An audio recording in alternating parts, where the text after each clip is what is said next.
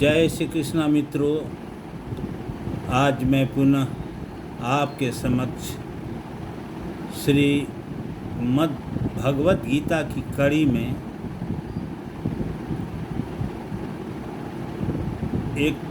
40वां और 41वां श्लोक प्रस्तुत करने जा रहा हूँ।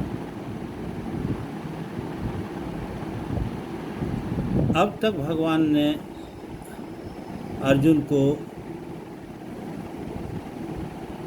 उपदेश दे रहे थे, लेकिन अब कर्मयोग के बारे में बताते हैं। 40वां श्लोक में कहते हैं, नेहाभिक्रमणा स्वस्ति प्रत्यवायो न विद्यते स्वल्पमप्यस्य धर्मस्य त्रायते महतो भयात्। वहीं 41वां श्लोक में कहते हैं, व्यवसायात्मिका बुद्धिर एके हे करुनंदन बहुशाखा ह्यनन्ताश्च बुद्धयो व्यवसायिनाम्। भगवान श्री कृष्ण कहते हैं कि इस मार्ग में अर्थात कर्म योग में जो किया गया कर्म है वह कभी निष्फल नहीं जाता है, कभी बेकार नहीं जाता है और इसका कोई दुष्परिणाम भी नहीं होता है। भगवान कहते हैं कि इस कर्मयोग में किया गया थोड़ा सा भी प्रयास बड़े से बड़े भय से बचाता है। वहीं 41वां श्लोक में कहते हैं कि हे कुरुनंदन अर्थात अर्जुन, इस कर्मयोग में स्थिरता का बहुत महत्व है। जो दृढ़तापूर्वक संकल्प लेकर इस कर्म को करते हैं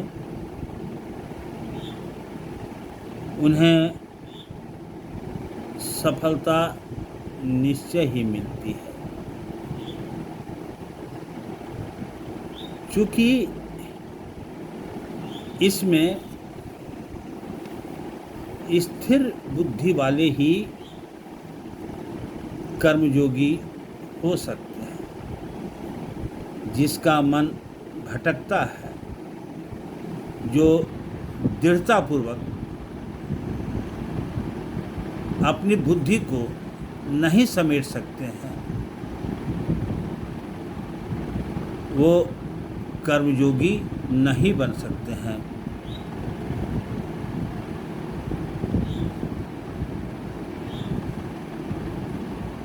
कर्मयोगी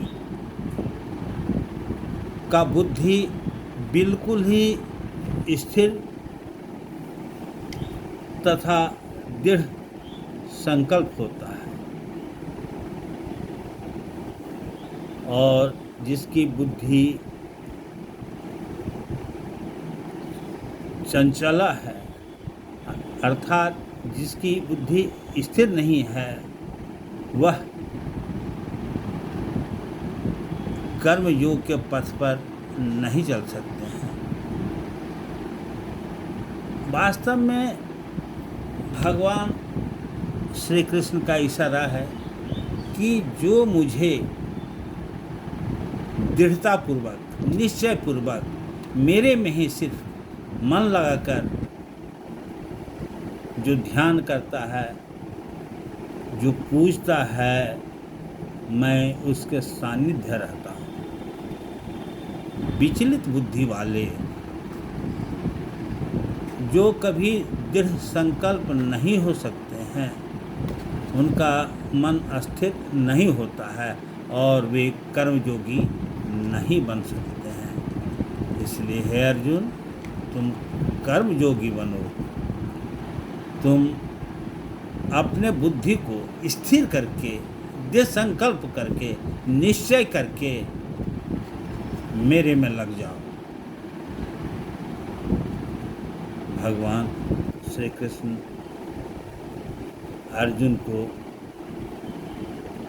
बहुभांति बहुत तरह से समझा रहे हैं। चूँकि अर्जुन ने पहले ही भगवान को अपना गुरु मान लिया था और एक सच्चे गुरु का निर्वहन करते हुए भगवान श्री कृष्ण अर्जुन को बता रहे हैं।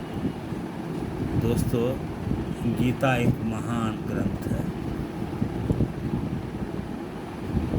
जिसका एक बार भी मन लग जाता है, वह इसे छोड़ने का चाहते हुए भी नहीं छोड़ सकता है। यह हमें प्रेरणा देती है, हमें अपने कर्तव्य पथ पर चलने का रास्ता बताता है। हमें क्या करना चाहिए, क्या नहीं करना चाहिए,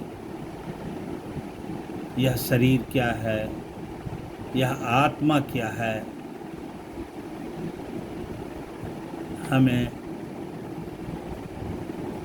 भगवान ने बहुत ही अच्छे तरह से अर्जुन के माध्यम से ही हम सभी मानवों को बताना चाह रहे हैं। इसलिए हम सभी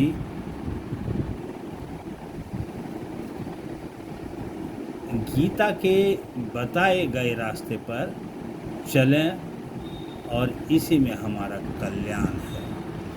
जय श्री कृष्ण।